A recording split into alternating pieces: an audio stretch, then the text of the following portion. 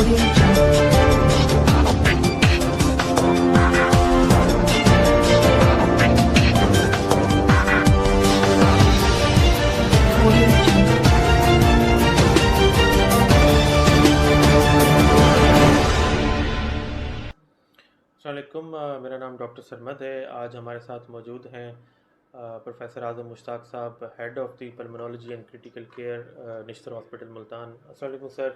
वालेकुम अस्सलाम।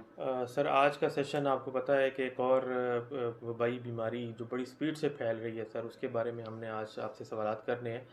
सर, ये निपा वायरस सर क्या है निपा वायरस? जी बहुत शुक्रिया, थैंक यू वेरी मच। और कुछ बड़े अरसे से मीडिया के ऊपर भी शोर है इसका, और केसेस हमारे हमसाया ममालिक में शुरू हैं, बांग्लादेश और इंडिया में ज़्यादातर।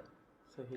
तो ये भी एक वायरस है जिस तरह कोरोना था, सही। लेकिन इसकी एक डिफरेंट ये है इसमें कि ये जो जानवर हैं, ख़ास तौर पे चमगादड़ें, खिंजीर वगैरह, इनके ज़रिए ये इन्फेक्टेड कर देते हैं समहाउ फलों को।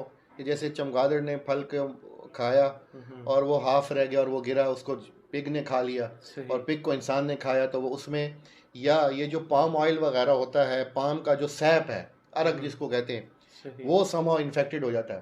सही। और उससे फिर इंसानों में ये फैल सकता है। तो ये भी उसी तरह का वायरस है। सही। और इसके भी जो है ना शदीद अलामात, शदीद प्रॉब्लम ये काज कर सकता है। तो सर, इसमें क्या अलामात आ सकते हैं और कितने दिनों बाद ये अलामात आने शुरू हो जाते हैं? जी देखें, ये ना इसका इंक्यूबेशन पीरियड तकरीबन तमाम वायरसेस का जो ना जैसे है 7 से 14 दिन, इसका 5 से 14 दिन है। यानी कि जब अब वो वायरस आपके अंदर चला गया इंक्यूबेशन पीरियड, तो 5 से 14 दिन के अंदर अंदर बुखार आ सकता है। 5 से 14 दिन वो नॉर्मल रह सकता है बंदा। और इसमें तेज़ बुखार और वही आंखों के पीछे दर्द, सर हेडेक शदीद और वॉमिटिंग, और उसके अलावा फिर जब सांस इन्वॉल्व हो जाए तो फिर वही कोविड की तरह सांस की तंगी। और इसमें एक बड़ी ख़तरनाक अलामत है, वो है गनुदगी, बेहोशी की तरफ मरीज़ जा सकता है, और ये बहुत ख़तरनाक की तरफ है फिर। और इसमें जब ऐसी अलामत हो तो फिर तो बिल्कुल भी घर में इसका ट्रीटमेंट जो है ना वो नहीं किया जा सकता।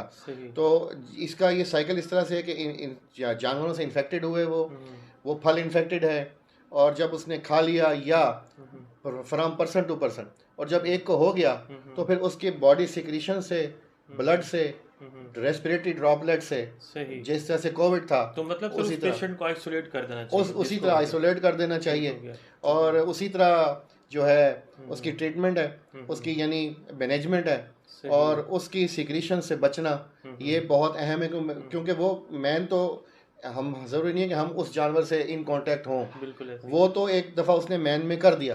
अब मैन टू मैन जो है ना बड़ी हाई इन्फेक्टिविटी रेट है। तो सर, इसको हम कैसे तशखीस कर सकते हैं इसको? जी देखें, एक तो जब सीज़न चल रहा हो तो हमेशा सस्पेक्ट करें, नंबर 1। नंबर 2 ये कि हाई फीवर और ये अलामात जब आ रही हो तो हमेशा सस्पिशन करें, और जब गुरुदगी हो जाए तो फिर तो 100% जहन में रख लें कि ये हो सकता है। गो के इसकी डिफरेंशियल डायग्नोसिस डॉक्टरों के लिए, क्योंकि हमारे सब्सक्राइबर में डॉक्टर्स बहुत हैं, जूनियर बहुत हैं, हाउस ऑफिसर्स हैं, पीजीज हैं हमारे, तो उसका जो डिफरेंशियल डायग्नोसिस है वो जापानीज़ फीवर है, जापानीज़ एनकेफेलाइटिस है। एनकेफेलाइटिस कहते हैं, वो पता है कि दिमाग की सोजिश, तो देखें वैसे ही ख़तरनाक पोजीशन है।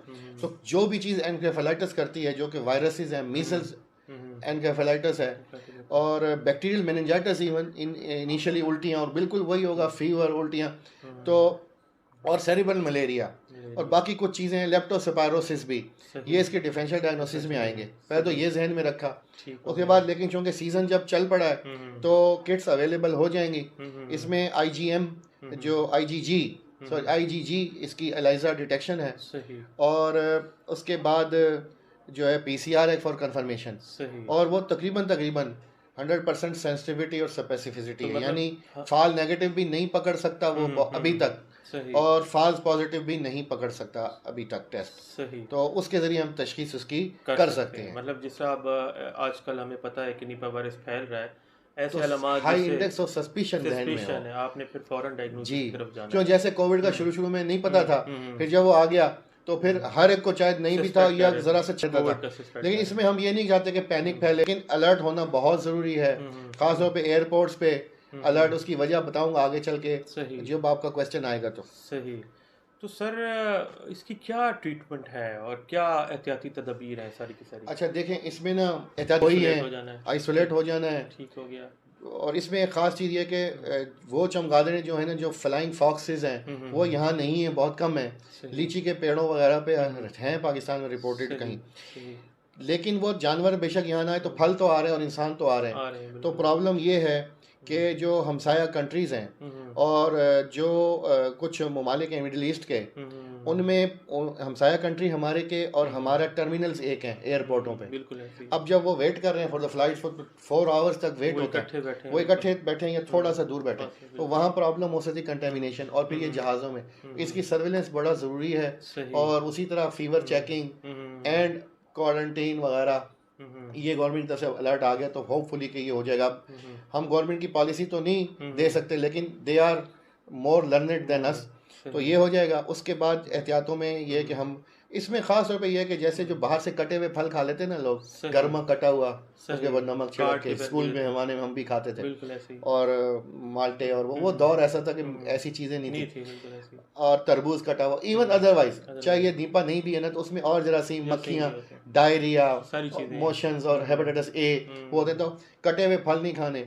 घर फल ला के देखें उसमें दागी ना हो, ठीक है, और कुतरा हुआ ना हो जानवर का, और उसको काट के साफ करके खा सकते, खाएं। हाथ धोना, हैंड सैनिटाइजेशन, मास्क और डिस्टेंसिंग, ये सारा कुछ इसमें जो है ना इफेक्टिव होगा। ये एहतियाती तदाबीर हो गई। और ट्रीटमेंट की जहाँ तक बात है, तो स्पेसिफिक ट्रीटमेंट कोई नहीं है। जो फीवर है उसके लिए फीवर पैनाडॉल, रेस्ट, पानी, जूसेस, ठीक है। और उसके बाद चूंकि वायरस होता है, लंग्स में गया और उसने वही अलामत की, तो सुपर एडिड बैक्टीरियल इन्फेक्शन होता है, तो वहाँ पे कुछ एंटीबायोटिक सुपर एडिड, वो उस वायरस की तो इलाज नहीं है, लेकिन जो उसको कॉम्प्लिकेट करते हैं बैक्टीरिया, उसके लिए वो हो जाएगा। आईसीयू मैनेजमेंट है सारी। और आपको मैं ये बात बताऊं कि डॉक्टर्स को, हेल्थ केयर वर्कर्स को बहुत ज़रूरी है मास्क पहनना, और आईसीयू सेटिंग में N95 मास्क पहनना जो हमारा डॉक्टरी का होता है, और आम तौर पे आउटडोर्स के अंदर जो सर्जिकल मास्क है वो लाजमी है हेल्थ केयर वर्कर्स के लिए। बार बार कह रहा हूँ, देखें इसके पहले ये बताऊँ कि सबसे पहले जो इन्फेक्टेड होते हैं ना, वो हेल्थ केयर वर्कर होते हैं, क्योंकि वो मरीज आया आउटडोर में, हमें क्या पता कि उसको आम नज़ला जुकाम है, या वो वहाँ से ले आया, या उसका कोई अजीज इन ममालिक से आया है, दुबई, कतर, और ये जहाँ पे ये टर्मिनल सेम है, तो उसको हमें देखते हुए बहुत एहतियात करनी चाहिए, खास तौर पे आउटडोर्स में। अच्छा, ये चीज़ें हैं। उसके बाद कुछ इसकी ना अमीनो ग्लोबुलिन्स हैं, मगर वो बड़े महंगे हैं और वो ट्रायल बेसिस पे हैं, और जब ये कहीं आ जाएगा तो एसाइक्लोविर वगैरह जो इसकी मेन एंटीवायरल ड्रग थी, उसको ट्रायल किया जा सकेगा, बट अभी तक उसकी कोई ऐसी एविडेंस मौजूद नहीं है। तो ये इसकी ट्रीटमेंट वाइज है, एहतियात बहुत ज़रूरी है। ट्रीटमेंट स्पेसिफिक इसकी कोई नहीं है, और इसका रेस्ट और अच्छी डाइट रखना, हाइड्रेशन बेहतर करें, और अदरवाइज जो है वो ट्रीटमेंट अपना जो डाइट है वो अच्छी रखें, और जो गली सड़ी सब्जियां, फल का मैंने बताया, और इवन अदरवाइज भी उससे बचत करके हम बहुत सी चीज़ों से बच सकते हैं। और फिर वही हैबिट जो हर जगह मैं कहने लग जाता हूँ कि खांसते वक्त, छींकते वक्त मुँह पे रुमाल, जगह जगह ना थूकें, कागज़ ना फेंकते हैं, इससे जनरलाइज भी सफाई का एलिमेंट मिलता है, और सफाई वैसे निस्फ ईमान है हमारी।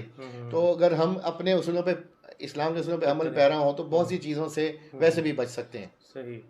अच्छा, जैसे कि आपको मालूम है कि आज़म साहब की बड़ी काबिशें हैं और बड़ा रोल है कोविड के उसमें, तो सर आप रेडी हैं सर निपा के लिए भी, आप करने के लिए? देखें इंशाल्लाह, अल्लाह ना करे कि यहाँ पे इतना चले या आए, लेकिन आए तो मैं सबको भी कहूँगा, अपने जो टीम को, कि फिर एक दफ़ा कमर कस लें, ठीक है। हम बिल्कुल रेडी हैं, ठीक है। अवार्ड बेशक सॉलिड वेस्ट मैनेजमेंट वालों को देते रहे, वो हम अवार्ड के लिए हमने कभी काम नहीं किया। एक चीज़ और बतानी थी कि इसका मोर्टेलिटी जो कोविड की थी वो तो बमुश्किल 4-5% थी मैक्सिमम, तो इसकी जो है 40 से 70% मोर्टेलिटी, यानी 100 को अगर हो तो 40 से 70 की डेथ हो सकती है। और एक फिलिपीन टाइप है, ठीक है, एक बांग्लादेश टाइप है, इसमें एक फिलिपीन टाइप है। जो फिलिपीन टाइप है उसमें मोर्टेलिटी अप टू 80% तक हो सकती है, अल्लाह ना करे। तो इन चीज़ों से अब अलर्ट करना बड़ा ज़रूरी है। और जो मेरे सब्सक्राइबर्स थे quite a few of them. उन्होंने कहा कि आप अपनी भी वीडियो ज़रूर दें, और आप लोग और स्टूडेंट्स बहुत स्ट्रेस करते रहे, तो मैं इसके लिए और अपने चैनल के लिए और जनरल ये करवा रहा हूँ इसको। मैंने कभी किसी वीडियो में नहीं कहा कि इसको शेयर करें, और लेकिन इसको शेयर कर दें तो बहुत फ़ायदा होगा।